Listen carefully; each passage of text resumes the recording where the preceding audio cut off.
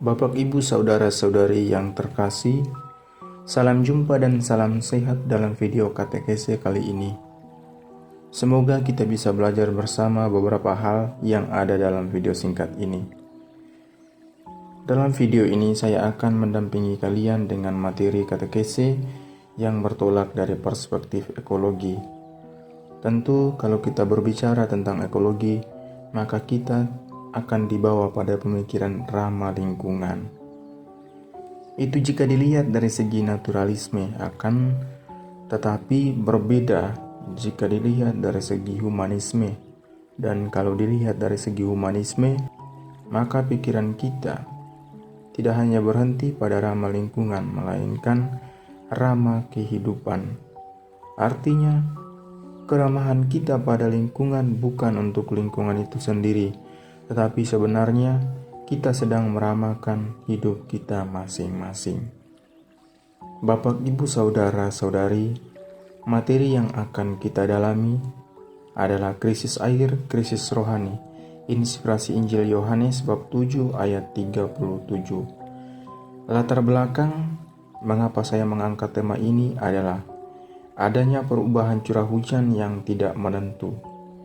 Ini terjadi tentu saja karena dipengaruhi oleh ulah manusia yang mengeksploitasi alam tanpa ada rasa bersalah dan rasa tanggung jawab.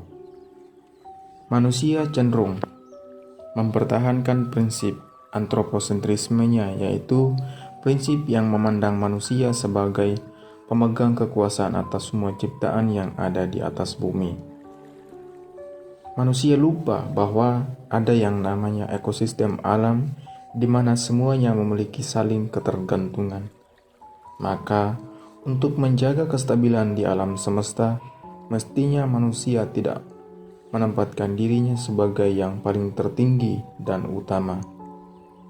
Dalam mendalami tema ini, saya akan mencoba mengangkat beberapa poin yang mungkin bisa membantu kita dalam menggunakan air secara baik.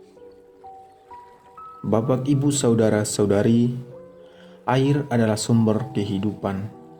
Air sungguh sangat penting. Tanpa air, kehidupan tidak akan ada di bumi ini.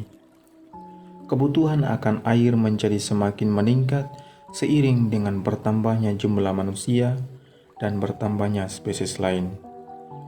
Di kota dan di desa, air menjadi kebutuhan pokok.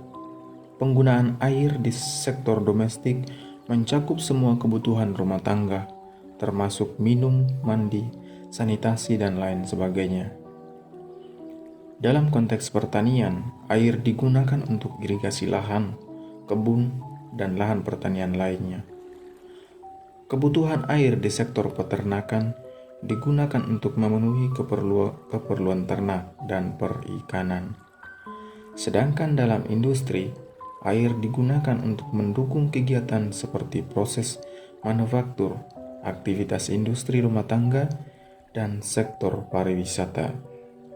Namun, timbul berbagai masalah terkait air, misalnya kelangkaan air, pencemaran air karena adanya berbagai aktivitas manusia, misalnya limbah industri, limbah rumah tangga, tanah sebagai tempat sumber air telah ditutup oleh berbagai jenis bangunan.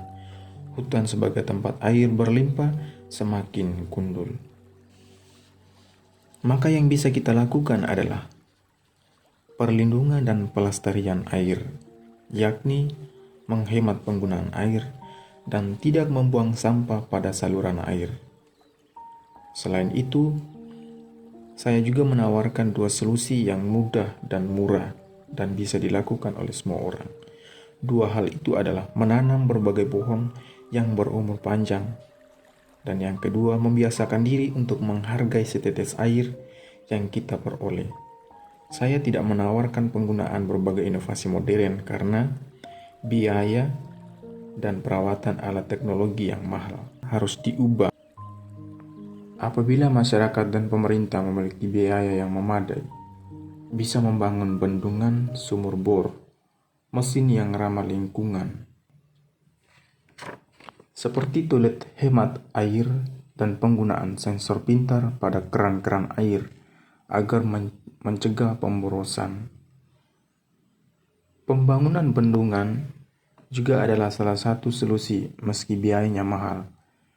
Pada era pemerintahan Jokowi, Menteri PUPR Basuki Hadimulyono melaporkan bahwa dari 61 proyek bendungan yang direncanakan, sebanyak 36 bendungan telah berhasil dibangun dengan kapasitas 1,9 juta meter kubik.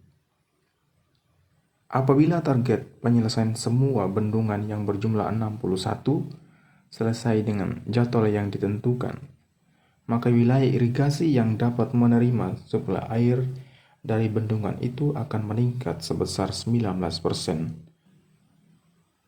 Ini akan memberikan lahan pertanian yang selama ini bergantung pada air hujan dengan pasokan air yang kontinu yang diharapkan meningkatkan produktivitas petani dalam menghasilkan makanan.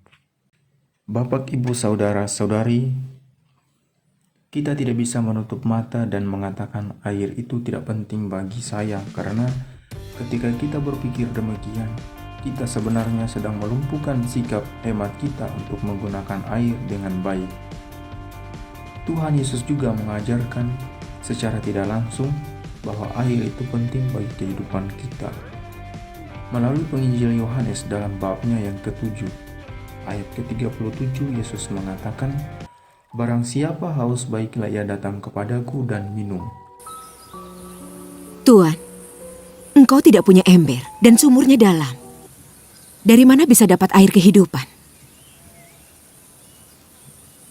Siapapun yang minum dari air ini akan haus lagi. Tapi barang siapa minum dari air yang aku berikan, maka dia tidak akan kehausan lagi. Sebab air yang kuberikan kepadanya akan menjadi mata air dalam dirinya, untuk hidup kekal. Kalau ada air seperti itu, berikanlah padaku. Tentu saja Yesus menyoroti kita dari perspektif rohani, dan ketika kita melihat secara eksplisit tentang air itu sendiri, maka sadar atau tidak sadar kita sebenarnya sedang menyeimbangi diri kita dengan hal-hal yang rohani dan hal-hal yang duniawi. Tujuannya adalah agar kita berada dalam konsep kebahagiaan yang penuh, bukan yang semu. Mari kita menghargai setetes air melalui cara hidup kita masing-masing. Misalnya, minum air tanpa memisahkannya dalam gelas. Kecil tapi bermakna. Tujuannya adalah agar kita tidak mengalami krisis air. Bapak, Ibu, Saudara-saudari, maka yang harus kita kendalikan adalah perasaan ego kita masing-masing terhadap air. Kalau kita menghargai setetes air yang kita peroleh, maka Tuhan akan terus menambahkannya dalam kelimpahan, sebab Ia adalah sumber air itu sendiri. Barang siapa haus, baiklah ia datang kepadaku dan minum.